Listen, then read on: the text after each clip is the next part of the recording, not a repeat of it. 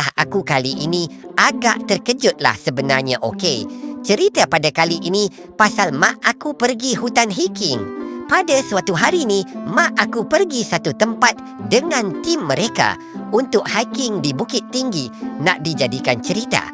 Mak aku ni cakap yang penjaga kawasan tu tiada dan mereka pun naiklah sampai suku jalan nak ke puncak.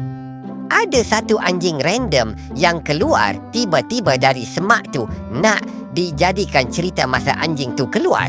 Dia diam je dan selepas itu anjing tu tunjuk jalan ke puncak. Sebab masa tu sekeliling pokok dia tak sama.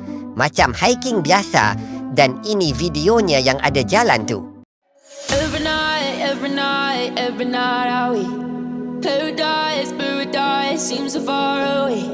Still try to buy myself some time to get me to that place. All I want is you. Dan yang bagusnya anjing ni, dia diam dan juga tak dekat. Sebab kalau dekat kena samak.